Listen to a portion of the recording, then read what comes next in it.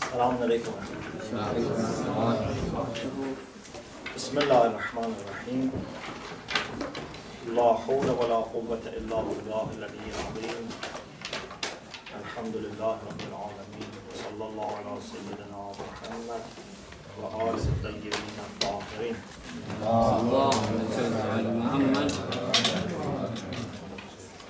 لا سيما بقية الله في العالمين وصلى الله على فرجه الشريف. اللهم أخرجني من ظلمات الوهم وأكرمني بنور الفهم. اللهم افتح علينا أبواب رحمتك وانشر علينا خزائن علمك برحمتك يا أرحم الراحمين.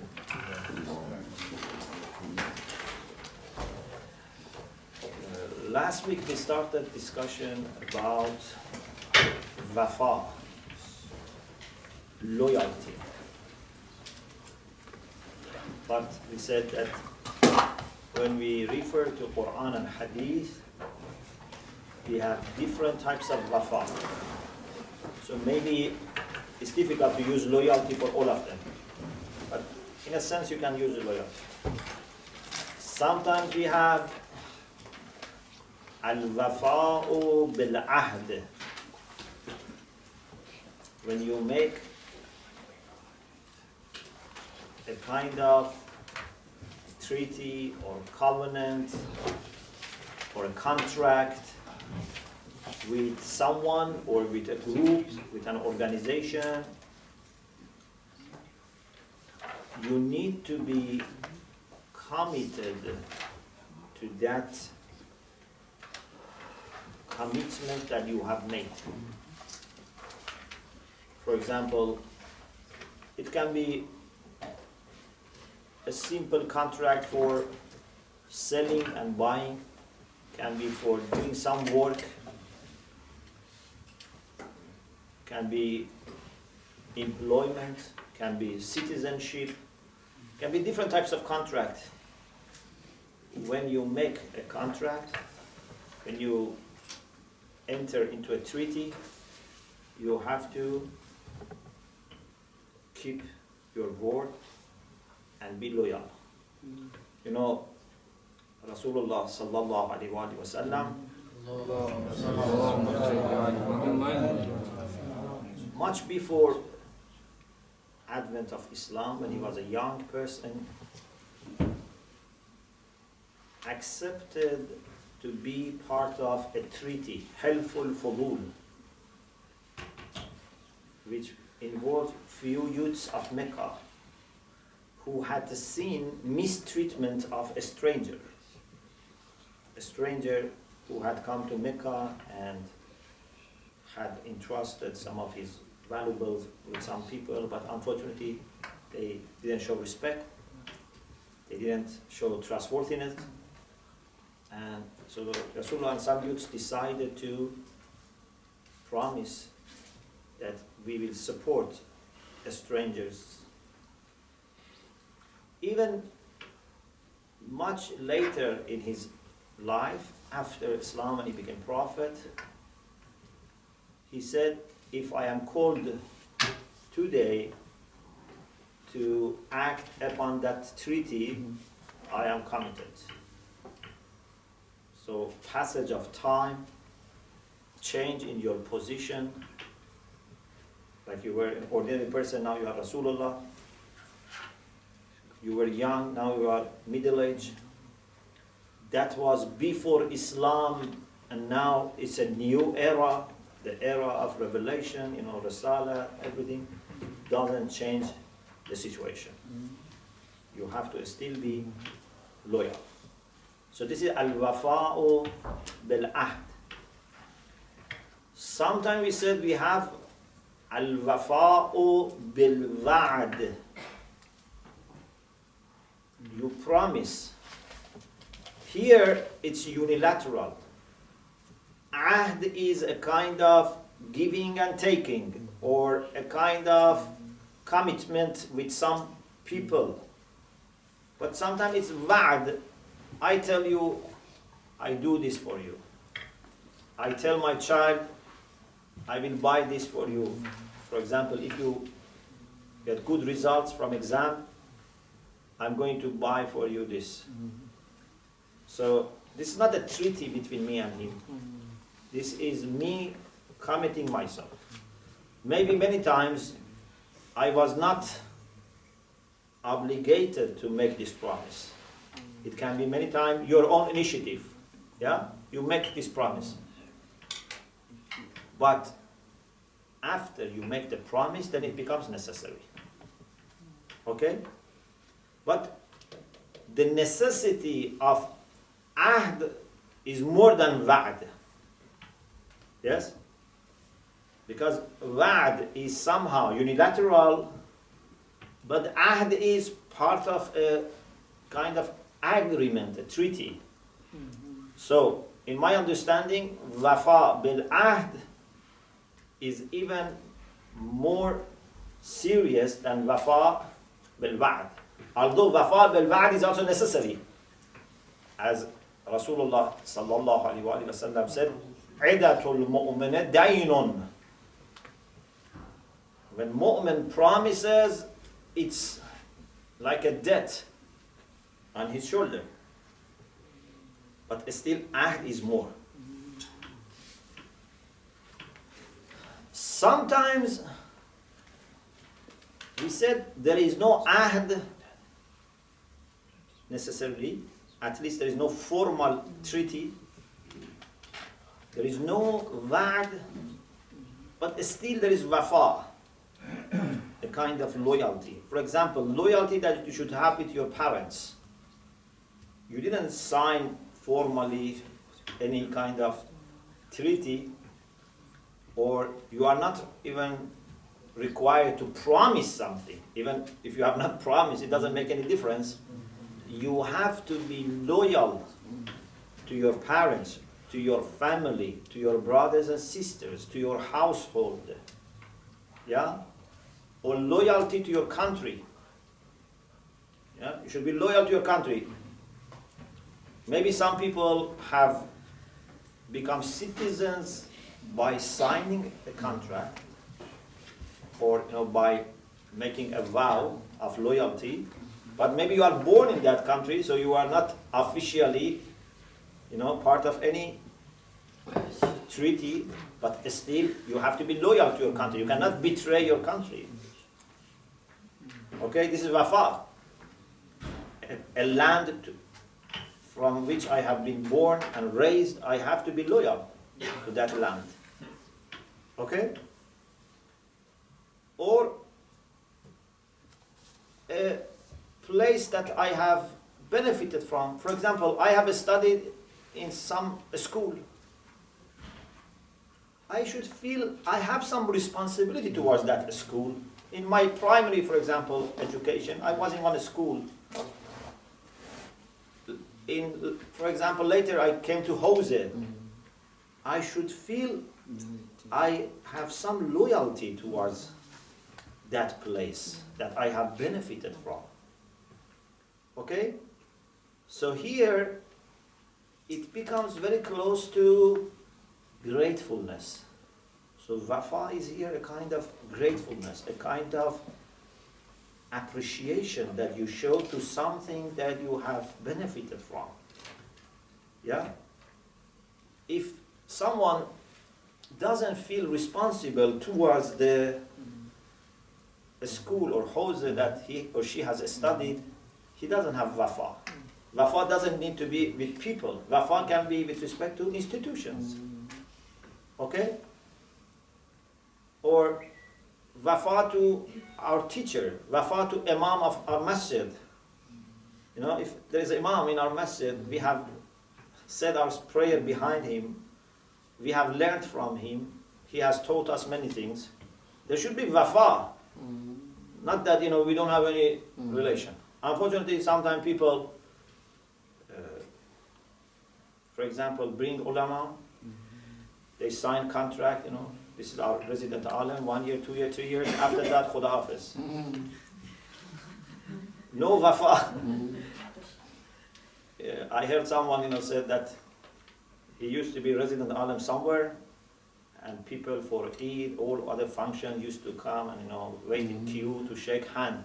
As soon as his contract finished, no one was going to visit him. This is not wafa. This is not loyalty. We have to go beyond these formalities. Formalities are good to bring us to some kind of relation. But when those formalities stop, the relation should not stop. Okay? So they are good to connect us, but then we should not be disconnected after those contracts finish. Okay? Or marriage. Marriage is a very important treaty, and loyalty should be there because it's a promise, it's a treaty, and even if God forbids, if for some reason there is divorce, I believe you have to be still showing some kind of loyalty to your ex-husband or ex-wife. It's mother of your children. You cannot say, I don't bother what happens to her. If you realize mother of your children, your ex-wife is in hospital, what should you do? You say, we don't have any contract now? I have no responsibility. You have to feel responsible. You have to be grateful to the good time that you had together. So, we want to extend loyalty of husband and wife even to the time after marriage being stopped. But some people want to stop loyalty even when marriage is going on. So we are working against this type of forces. So loyalty is very comprehensive. One of the things that I want to discuss today with you is the relation between wafa and sidq. Is there any relation between these two or not? And if there is a relation, what is the relation? Maybe I can ask two only people to express their view because time is very limited. So one brother, one sister. What do you think is the relation between wafa and sidq? Truthfulness and loyalty. One brother, one sister. You want to say? Yes. And the relation is to do with, because within the wafa is truthfulness, and so the simple part is truth. Wafa is sticking to that truth, respecting the truth.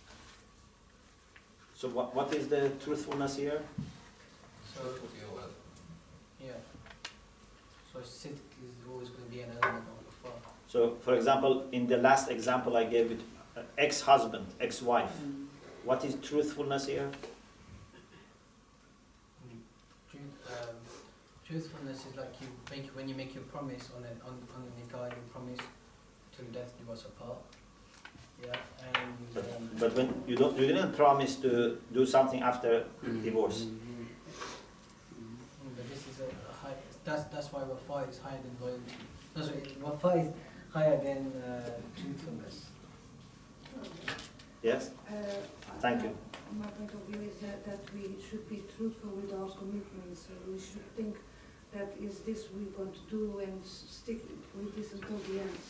Otherwise, there's no point we make any commitment. So what about ex-husband or ex-wife? I have two experiences.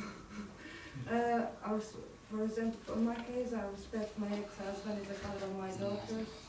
Could be very bad husband, but is good father for my daughters. So. No. So that what is the relation between truthfulness and wafa here? In this case, yes, is like we should respect even if it's, we don't give along. We should respect opinions of each other. So. But respect is different from truthfulness. Yeah, if I say too much truth for him, like we start to fight again. So in this case, I think respect. Okay. So one. Would it be to not tarnish their name by lying? So if you have Not to? tarnish their name, so not to lie about them. Yes. But what about feeling responsible?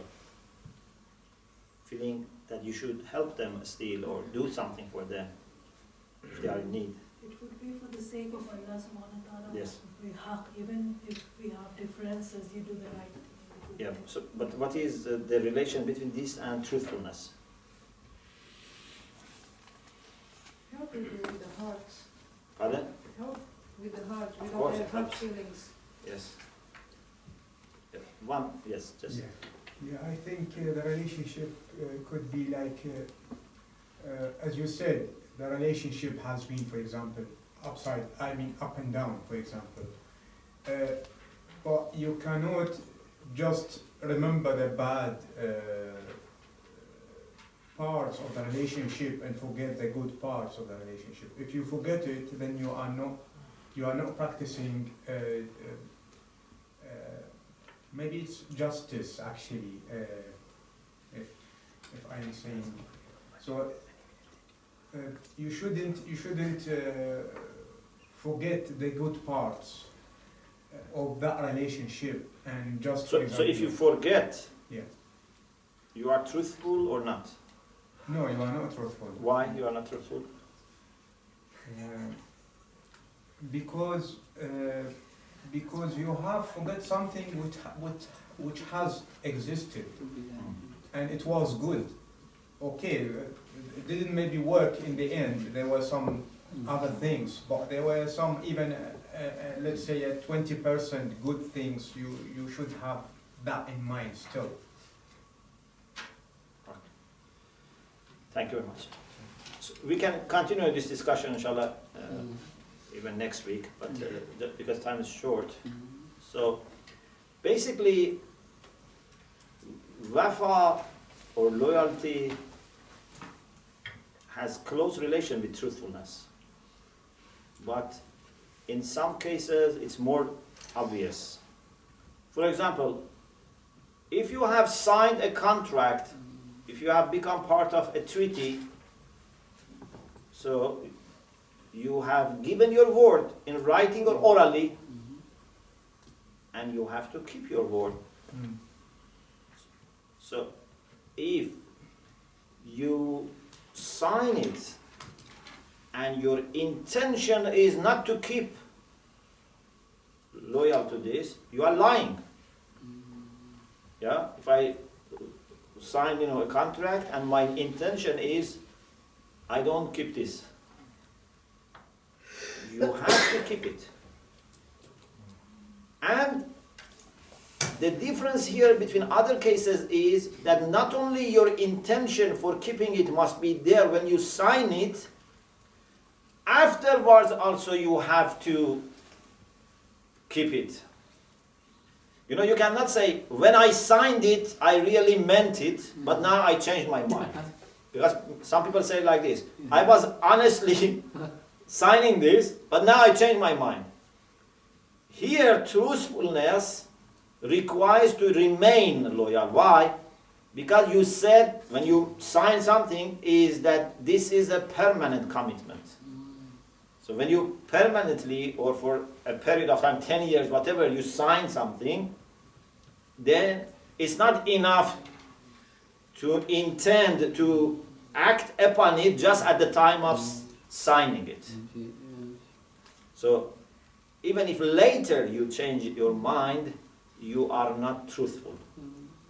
Because you made a commitment for either all your life or for 10 years, 20 years. So during that period, you have to remain loyal. It's not just enough to say, I had the intention on the day that I signed it. Okay? So when a mu'min commits himself, no matter how new or fresh is this commitment, he has to observe it. Otherwise, he's not truthful. Okay? Also, here, in addition to general truthfulness, we have haqqun nas. We have a right of people over us. You know, if I tell you I saw a camel on the street when I was coming here, I saw a camel on the street. So this is a lie. But I'm not harming anyone. There is no haq on us here. Yes? But still is a lie. But when I am not keeping loyal to the covenant that I have made or promise that I have made, it is a lie plus I am disregarding the right of that party over myself. It's worse than telling a lie. Is it clear? You, for example, say, I built this house for you with good materials. When you build the house for me, I see materials are not good. And you say, you know what happened? Everything became expensive. When I signed the contract with you, they were not that expensive. Then I realized I cannot keep the price as I promised, so I had to use cheaper materials. So you are, you know, affecting me. You are harming me. You are not observing my rights. So there is truthfulness plus disregarding the right of people. Of course, if you look at it carefully, again, this goes back to truthfulness, because there is haqq here which is disregarded.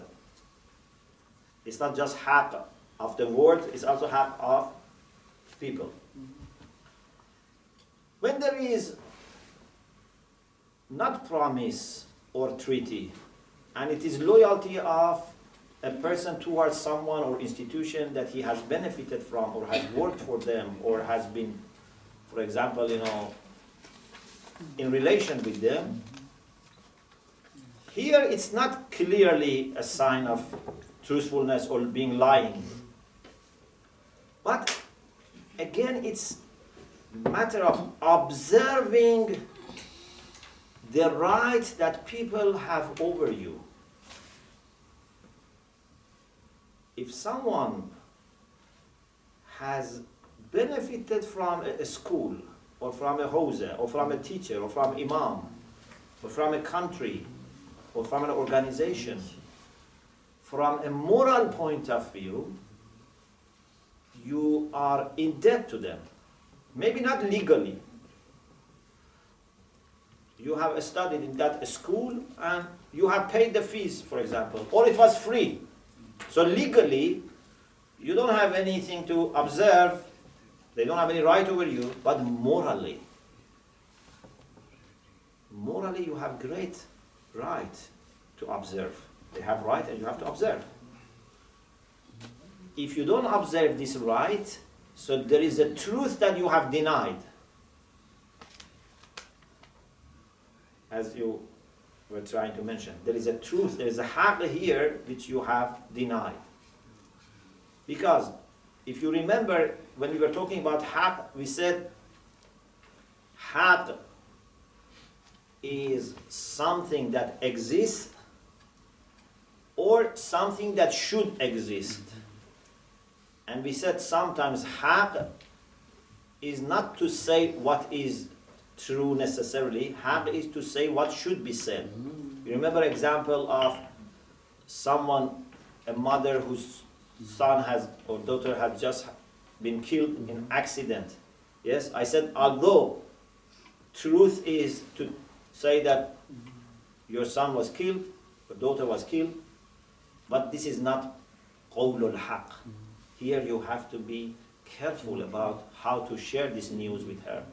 Don't just say, I told the truth. Yes? So, it's much more complicated than telling the truth. So, here, there is something that should be observed. There is a kind of moral responsibility that we should observe, and this is haqq. And if you don't observe it, you are not truthful. Why we don't observe this? Normally it's because we are selfish. Or we want to be free. You know, we try to avoid anything that brings responsibility to us as much as possible. يريد الإنسان ليفجر أمامه. If we are not trained spiritually, if we have not worked on our nafs, we try to disregard anything that brings restrictions as much as possible because we want to do whatever we want, as we wish. So I don't want to observe these rights that people have over me. I don't want to observe these loyalties because I want to do whatever I like anytime. Yes? We try to avoid making commitments. So there is a relation between truthfulness and wafa, but not just telling the truth is more than just telling the truth. Is observation of happen, what either is the case or what should be the case. Whether it is reality or whether it is what should be the reality. Because both can be haq. In some cases the reality is haq. In some cases the reality has to change to what is haq. Okay? So, this is the relation between wafa and truthfulness. What I would like to do is to read a hadith for you, and inshallah you think about wafa, and we continue this discussion inshallah next week. This hadith is about some of the very important virtues in Islam. You remember we said this is one of the very fundamental values. According to what Allama Majlisi rahmatullah alayh has mentioned in Bihar al-Anwar, Rasulullah sallallahu alayhi wa sallam said, أقربكم غدا مني في الموقف.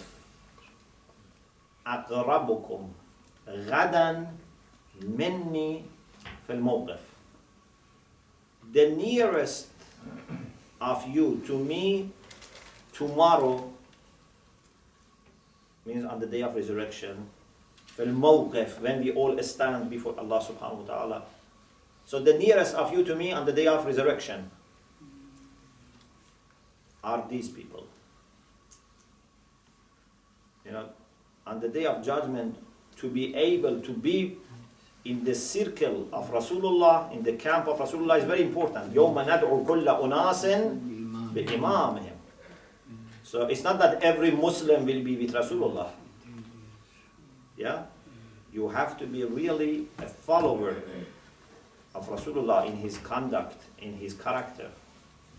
But then those who are in the circle of Rasulullah, some are close to the center, some are far away. So Rasulullah says, the nearest of you to me are these people. أصدقكم للحديث. Those who are the most truthful in their speech. Most honest, most truthful in their speech. أصدقكم للحديث. If someone is a liar, forget. Even those who are truthful, those who are most truthful are near Rasulullah. So if someone every 6 months tells one lie, still he cannot be close to Rasulullah. Every 6 months. What about someone who every minute tells a lie? وَأَدَّاكُمْ لِلْأَمَانَ. Those who are most trustworthy, most careful about delivery of the trust. Adda is ism tafdhil. Means they do ada'ul amana more than others. They deliver the trust more than anyone else. And delivery of trust before is not just someone gives you money or gold and you give back. Delivery of trust, amana, is very comprehensive. Part of amana is that when there is a position, we should all try to help the most qualified one to occupy that position. If I see that there is a person who is qualified for that position, but then I put myself in that position, I put my cousin or friend or a person from my village or tribe in that position, this is not amana, this is khiyana. This is to betray. It has lots of, implications. Ada'ul amana. Third, وَأَوْفَاكُمْ بِالْعَهْدِ. Those who are most loyal to their covenants, to their treaties. This is wafa. You have to be most loyal. وَأَحْسَنُكُمْ خُلْقًا. Those who are the best in their akhlaq. Very good in their temper. They are people who are very soft, very gentle, very nice, very kind. Husnul khuluq. We had discussion about husnul khuluq. وَأَقْرَبُكُمْ مِنَ النَّاسِ. Very beautiful. أَقْرَبُكُمْ مِنَ النَّاسِ. The nearest of you to people. What does it mean? Nearest to people.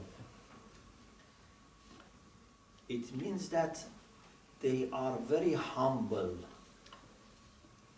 They easily mix with people. They don't feel they are superior to people. They don't isolate themselves from people. Because those who have takabbur, arrogance, they try to keep separate from people. They think mixing with people is undermining their prestige. Why I should sit with people? Why I should, eat with people?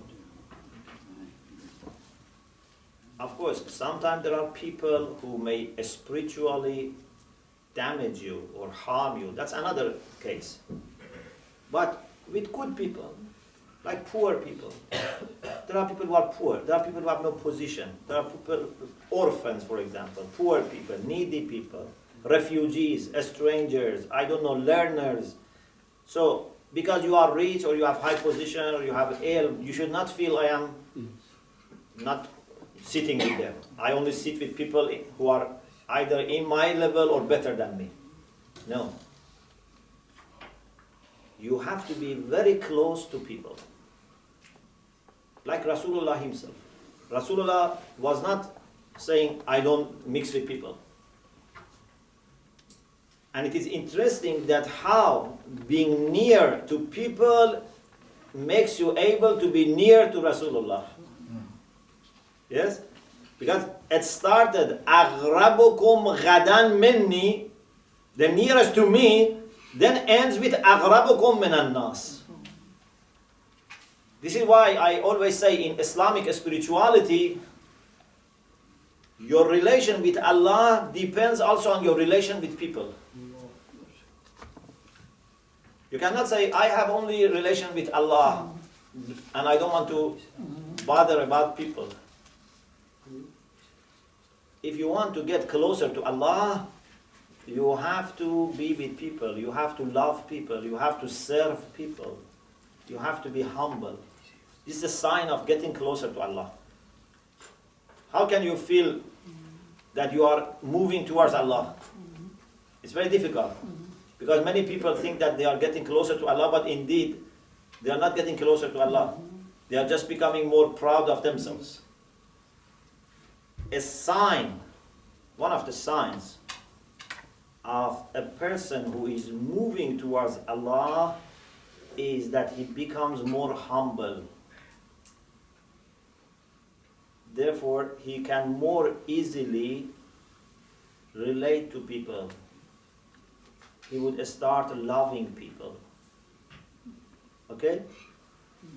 If you feel that you are becoming a special, I am becoming a special, I am becoming outstanding, this means that you are getting closer to shaitan, not to Allah. If someone says, Alhamdulillah, I have become Arif, you are not Arif, you are Jahil.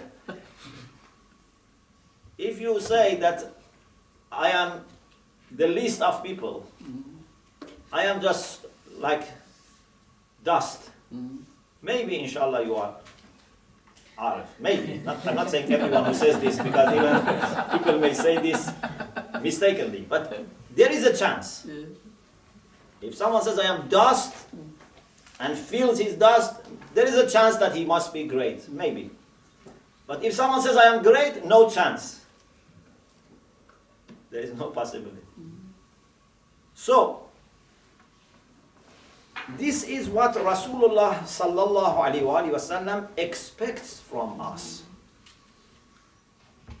Truthfulness, trustworthiness, loyalty, good-naturedness, and humbleness, closeness to people. And I was telling some people, when I was reading this hadith, that imagine if Muslims were known to have these qualities. If we had these qualities and people knew this from us, do you think there could be anyone in the world who would fight Islam or Muslims? No. Why?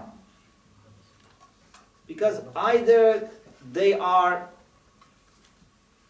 good people or bad people. Non-Muslims, some of them are good, some of them are bad. Those who are good people, they love these qualities. And if they see these qualities in anyone, they love him. So they are not going to destroy you or fight you or harm you. Bad people, they don't like these things. But then those good people who are non-Muslims would stop them. If in our, for example, area, in our neighborhood, if we have someone who is very, very good, no one bothers him because other people will defend him. Unfortunately, today sometimes I feel we don't receive enough sympathy from non-Muslims. There are people who show sympathy, but not enough. Part of it is because of us. Part of it's propaganda, but part of it also because of us. Because they should see something that attracts them, that they should show sympathy.